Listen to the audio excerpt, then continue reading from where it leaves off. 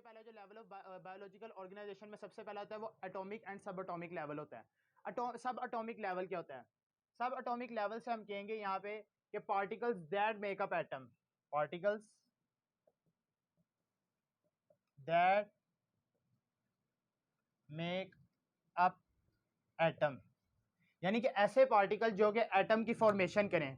इसके अंदर सबसे पहले जो सा आ जाता है वो होता है प्रोटॉन, न्यूट्रॉन, प्रोटॉन, न्यूट्रॉन और इलेक्ट्रॉन।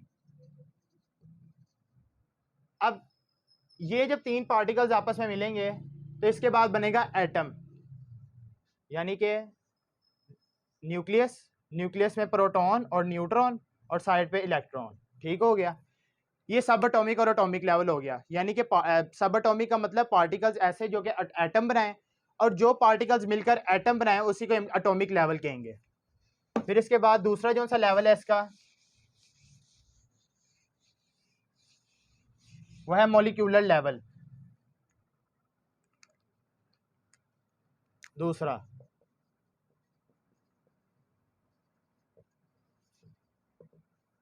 मॉलिक्यूलर लेवल, इसका मतलब यह है कि डिफरेंट एटम्स, सबसे पहले इसकी डेफिनेशन देख लें।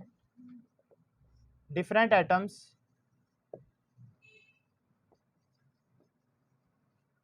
are combined together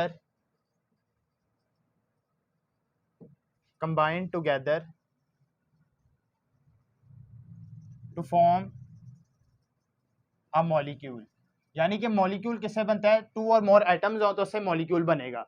अब इसके आप लोग एग्जांपल ले लें, जैसे एक एटम हाइड्रोजन है, दूसरा एटम भी मैं अगर हाइड्रोजन ले लूं तो ये क्या बन जाएगा? H2, और ये क्या होगा? मॉलिक्यूल। ठीक हो गया। फिर उसके बाद आ जाए मॉलिक्यूल के मुतालिक कि मॉलिक्यूल के अंदर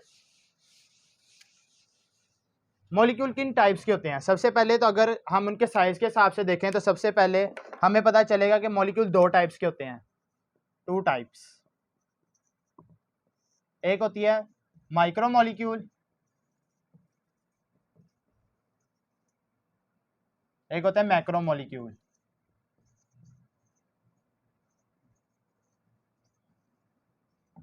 अब माइक्रो मॉलिक्यूल क्या होता है?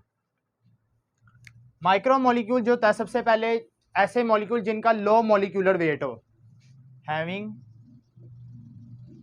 Low molecular weight. अब उसके अंदर आप लोग एग्जांपल दे सकते हैं इसकी।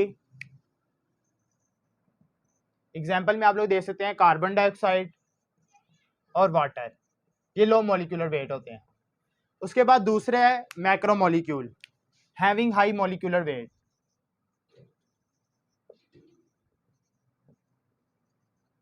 हैविंग हाई मॉलिक्यूलर वेट, यानी कि जिनका वेट सबसे ज्यादा होता है। इसके अंदर आप लोग प्रोटीन ले सकते हैं,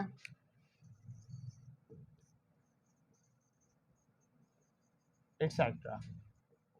फिर इसके बाद दूसरी तरह के मॉलिक्यूल आ जाते हैं इसी के अंदर ही। उसके अंदर भी दो टाइप्स होती हैं। अगर हम उसको कार्बन हाइड्रोजन बॉन्डिंग के हिसाब से देखें तो इसके अंदर सबसे पहला जो सा आता है वो होता है ऑर्गेनिक मॉलिक्यूल, और दूसरा होता है इनऑर्गेनिक। ऑर्गेनिक मॉलिक्यूल क्या होते हैं? जिसके अंदर, ये बात याद रखने की, जिसके अंदर कार्बन और हाइड्रोजन बॉन्ड हो उसे हम कहते हैं ऑर्गेनिक मॉलिक्यूल। और इनऑर्गेनिक मॉलिक्यूल ऐसे मॉलिक्यूल होते हैं जिसके अंदर कार्बन और हाइड्रोजन बॉन्ड नहीं होता। ठीक हो गया, इसके अंदर कार्बन हाइड्रोजन बॉन्ड नहीं होता। ऑर्गेनिक मॉलिक्यूल के अंदर कार्बन हाइड्रोजन बॉन्ड होता है। समझ आ गई?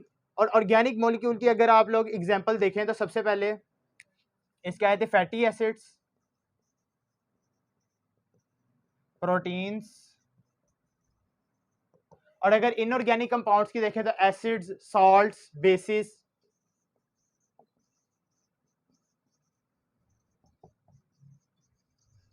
समझ आ गई?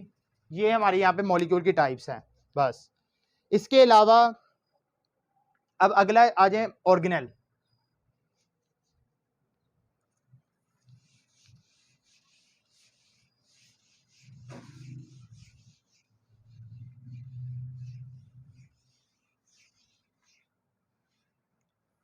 ऑर्गेनल की बात आ जाए।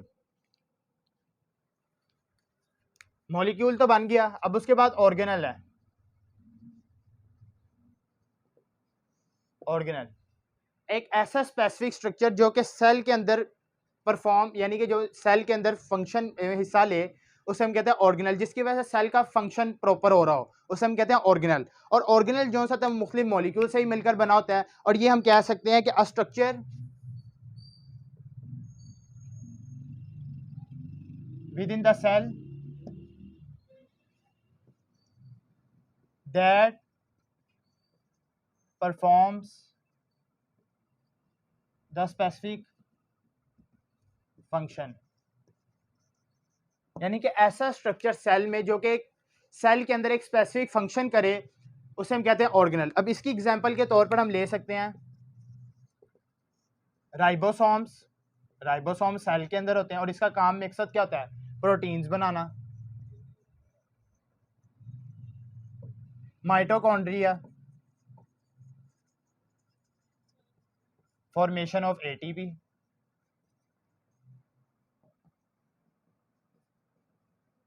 समझ आ गई? इसके अंदर हम माइटोकॉन्ड्रिया के अंदर फॉर्मेशन ऑफ एटीपी बना लेते हैं।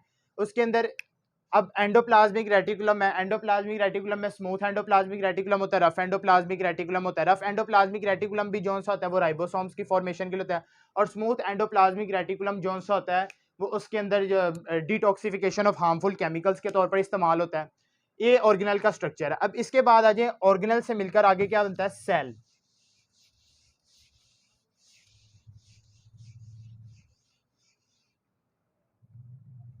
अब आगे बनेगा सेल।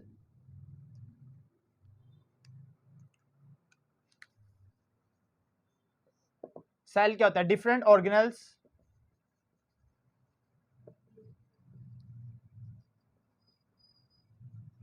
are organized together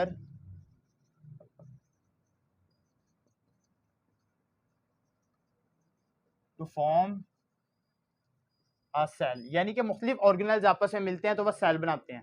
अब जैसे इसके अंदर है नर्व सेल है, ठीक हो गया, मुख्तलिफ इसके अंदर ऑर्गेनल्स आएंगे। इसके अलावा नर्व सेल ही ठीक है, बस ये एटसेट्रा, बस ठीक हो गया। सेल जैसे आगे, उसके बाद सेल से आगे आता है टिश्यू।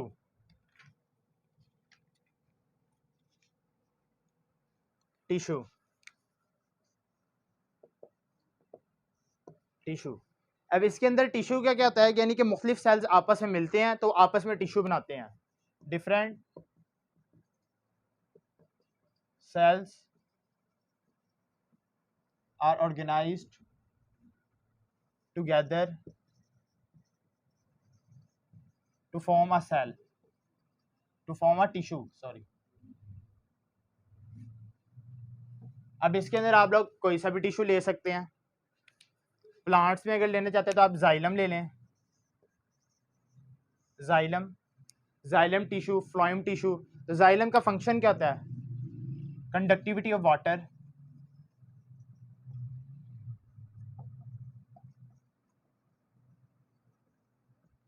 इसके अलावा फ्लोएम, फ्लोएम का क्या होता है?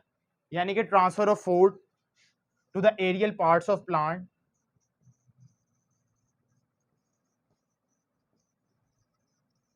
समझ आ गई?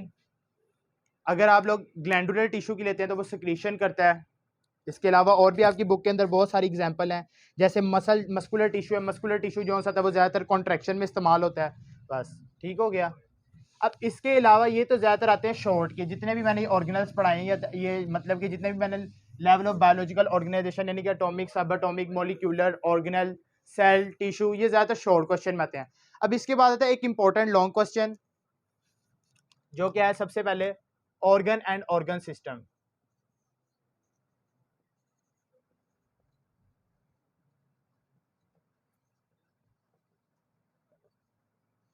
Organ and organ system. अब इसके अंदर सबसे पहले ऑर्गन को सबसे पहले हम पढ़ेंगे, डिस्कस करेंगे। ऑर्गन क्या होता है? ऑर्गन हमने आखिरी जो पढ़ा है ऑर्गेनल टिश्यू पढ़ा है। अब हमने पढ़ना है different tissues are organized together to form a organ.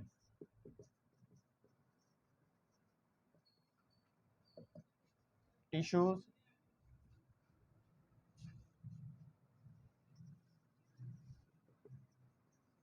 are organized together to form an organ। ठीक हो गया, यानी कि मुख्तलिफ टिश्यूज आपस में मिलते हैं तो वो एक ऑर्गन बनाते हैं। जैसे अब इसके अंदर हम ऑर्गन की एग्जांपल लें, हार्ट, उसका काम क्या, पंपिंग ब्लड। ठीक हो गया,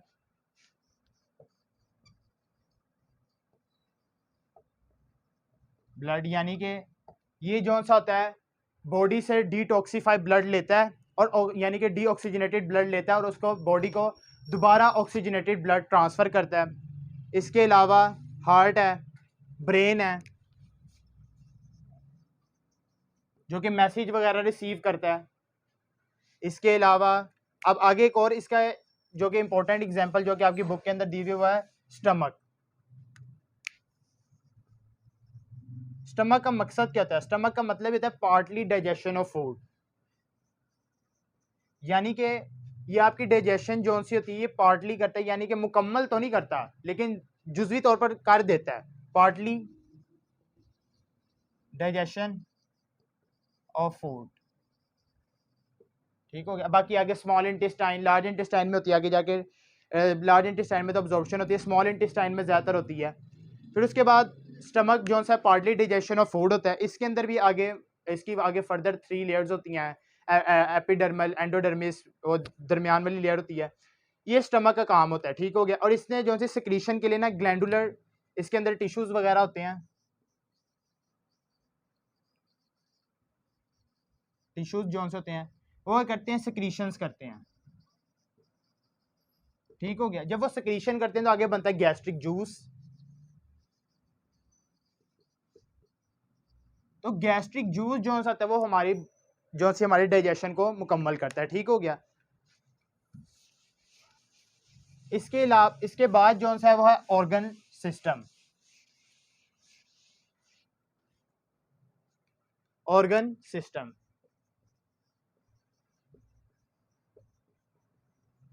ऑर्गन सिस्टम क्या होता है? Different organs are organized together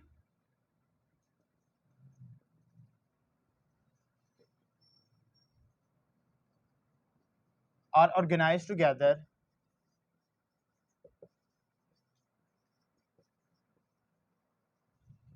to form organ system। यानी कि मुख्तलिफ ऑर्गन्स आपस में मिलते हैं, एक फंक्शन परफॉर्म करते हैं जिसकी वजह से एक ऑर्गन सिस्टम बनते हैं। जैसे अब इसके अंदर मैं मिसाल के तौर पर ले लेता हूं डाइजेस्टिव सिस्टम।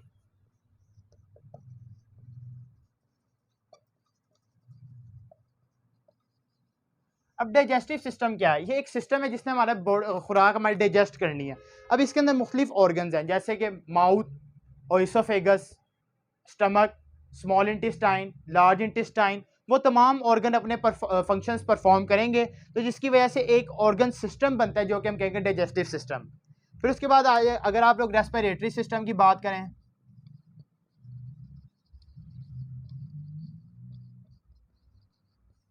रेस्पिरेटरी सिस्टम जिसके अंदर लंग्स जो होते हैं वो हमारे ऑर्गन्स होते हैं।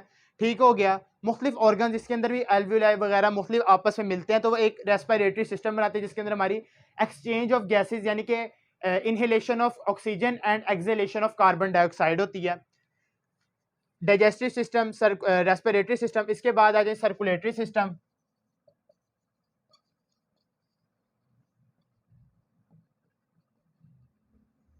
सर्कुलेटरी सिस्टम क्या होता है? सर्कुलेटरी सिस्टम ऐसा सिस्टम जिसके अंदर हार्ट वगैरह यानी कि आपकी बॉडी की जो सर्कुलेशन, ब्लड की सर्कुलेशन हो, उसे हम कहेंगे सर्कुलेटरी सिस्टम। इसके अंदर जो सा हमारा हार्ट होता है वो ज़्यादातर इंपॉर्टेंट ऑर्गन होता है। ठीक हो गया, ये था हमारा ऑर्गन एंड ऑर्गन सिस्टम। और आप लोग ने एक बात एंड पे याद रखनी है जो कि इंपॉर्टेंट अक्सर एमसीक्यूज में आ जाती होती है, वो ये है कि ऑर्गन और ऑर्गन सिस्टम जो सा है ना वो लेस डेफिनेट होता है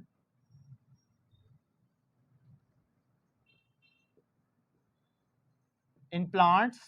प्लांट्स के अंदर बहुत ज्यादा लेस डेफिनेट होता है, इतना नहीं पाया जाता। ठीक हो गया, और मोर डेफिनेट होता है इन एनिमल्स।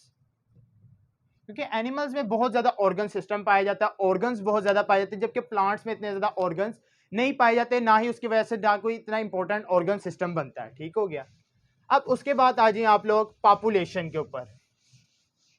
पॉपुलेशन के ऊपर आ जाइए, या पॉपुलेशन को हम सॉरी इंडिविजुअल, इसके बाद है दूसरा, इसके बाद है इंडिविजुअल। इंडिविजुअल को हम कहते हैं ऑर्गेनिज्म भी कह सकते हैं। ठीक हो गया। अब इसकी डेफिनेशन क्या है? सबसे पहले different organ systems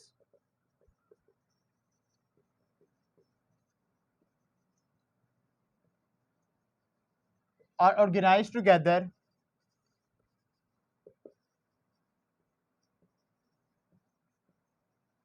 to form individual और ऑर्गेनिज्म।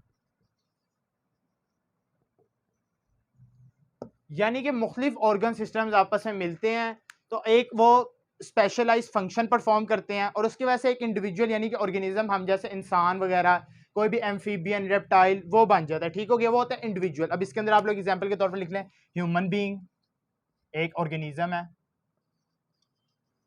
ये भी ज्यादातर शॉर्ट में आता है। ठीक हो गया।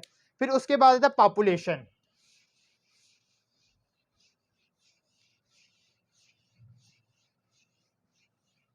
पॉपुलेशन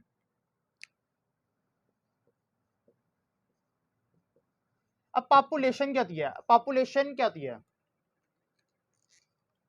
अब population is defined as the group of organism, as the group of organism of the same species located at the same place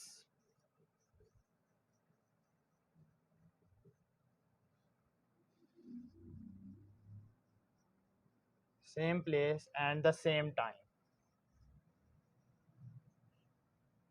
population समझने के लिए सबसे पहले आप लोगों को पता होना चाहिए स्पीशी क्या होती है। What is meant by species? Species का मतलब वो होता है यानी कि ऐसी ऑर्गेनिजम्स, ऐसे इंडिविजुअल्स जो कि आपस में रिप्रोड्यूस कर सकें और फर्टाइल ऑफस्प्रिंग प्रोड्यूस कर सकें, यानी कि बच्चे पैदा कर सकें, उसे हम कहेंगे स्पीशी। तो इसकी आप डेफिनेशन लिख लें, अ species is defined as the group of organisms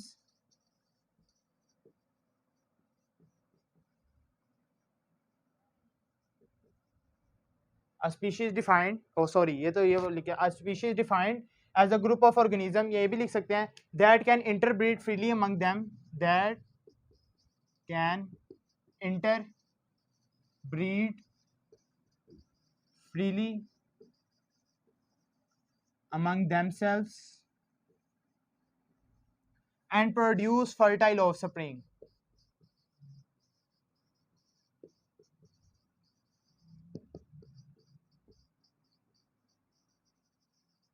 यानी कि वो आगे बच्चे पैदा करने की सलाहियत रखते हैं। अब पॉपुलेशन क्या होती है? पॉपुलेशन सारी डिपेंड है स्पीशी के ऊपर। ऐसी ऑर्गेनिज्म जो कि सेम स्पीशी से ताल्लुक रखते हैं, जैसे अब हम ह्यूमन बीइंग्स हैं, हम एक पॉपुलेशन बनाई हुई है, located at the same place and the same time. ठीक हो गया। अब इसकी जो सी एग्जाम्पल देनी है वो आप लोग दे सकते हैं, rats in a field rice. इसके अंदर जो आपकी बुक में एग्जाम्पल दी हुई, rats in a field of rice,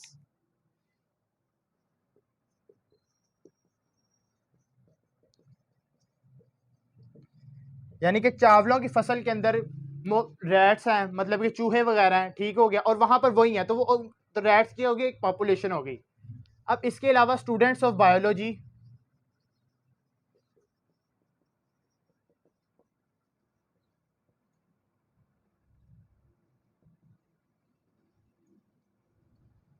यानी कि आपकी क्लास में जो बायोलॉजी के स्टूडेंट्स हैं, वो मैथमेटिक्स के स्टूडेंट हो गए, वो उनकी एक पॉपुलेशन है। ठीक हो गया। बस ये पॉपुलेशन कहते हैं, ये भी शॉर्ट क्वेश्चन में पूछा जाता है ज्यादातर। अब इसके बाद आता है community.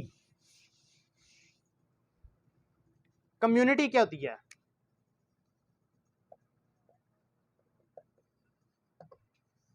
community. A community is an assemblage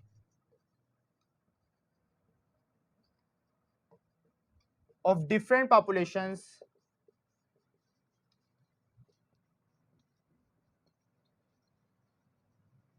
interacting with one another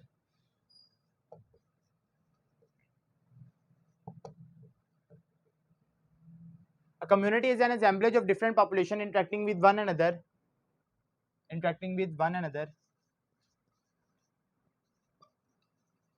यानी कि मुख्तलिफ पॉपुलेशंस आपस में मिलती हैं तो आपस में बनाते हैं कम्युनिटी। अब इसके एग्जांपल में जो सा मैं एग्जांपल दूंगा वो होगा फॉरेस्ट कम्युनिटी।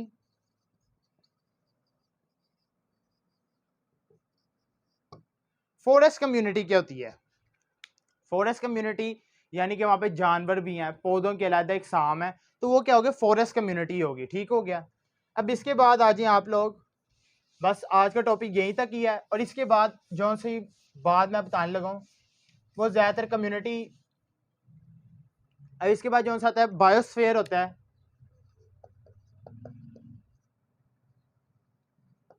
बायोस्फीयर क्या होता है? The part of the earth inhabited by the living organism is known as a biosphere. यानी कि मुख्तलिफ कम्युनिटीज आपस में मिलती हैं तो वो क्या बनाती है? बायोस्फीयर बनाती हैं। अब मैं बताता हूँ, the part of the earth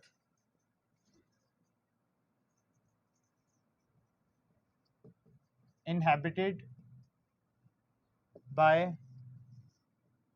living organisms, यानी कि ऐसा पार्ट ऑफ अर्थ जो कि लिविंग ऑर्गेनिज्म जिसके अंदर रहती हो। ठीक हो गया। और जहाँ पे लिविंग ऑर्गेनिज्म का जो हैबिटेट हो उसके अंदर लिविंग ऑर्गेनिज्म भी हो सकते हैं और नॉन लिविंग ऑर्गेनिजम्स भी हो सकती हैं। जैसे कि हमारी अर्थ है, बहुत बड़ी एग्जांपल इसकी बायोस्फीयर की। इसके अंदर क्या है? लिविंग कंपोनेंट्स भी हैं, नॉन लिविंग कंपोनेंट्स भी हैं। अब इसके बाद जो से एक डेफिनेशन जो से अक्सर पेपर में आती होती है वो है बायोम।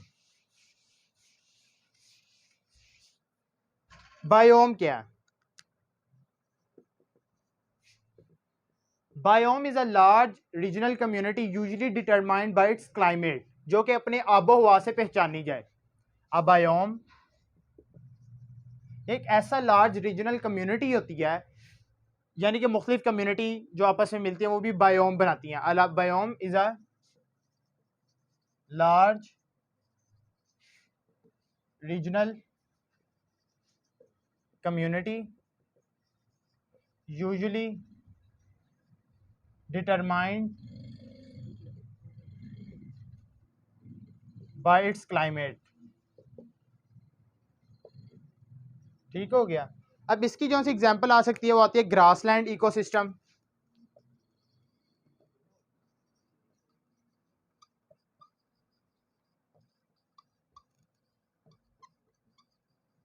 ग्रासलैंड इकोसिस्टम आ सकता है, डेजर्ट इकोसिस्टम लिख सकते हैं आप लोग इसकी एग्जांपल। ठीक हो गया। अब इकोसिस्टम क्या होता है? इकोसिस्टम हम एक ऐसे सिस्टम को कहते हैं जहां पर living organism non living organism के साथ इंटरेक्ट करती हैं, उसे हम कहते हैं इकोसिस्टम। इसकी भी डेफिनेशन लिख लें, a system in which living organisms interact with non-living components of environment। ठीक हो गया। ये लेवल्स ऑफ बायोलॉजिकल ऑर्गेनाइजेशन में सबसे जो इंपॉर्टेंट लॉन्ग क्वेश्चन है वो organ and organ system level. और इसके अलावा जो से अगर पेपर में आ भी सकता है तो वो मुख्तलिफ level of organisation, population, community, biome, इन तीनों को मिला के भी एक लॉन्ग दे सकता है। लेकिन ये अकेला लॉन्ग नहीं आ सकता। सिर्फ अकेला लॉन्ग अगर आ सकता है तो वह organ and organ system. Hopes हो कि आपको लेक्चर समझ आ गया हो। Thank you very much. अल्लाह हाफिज़।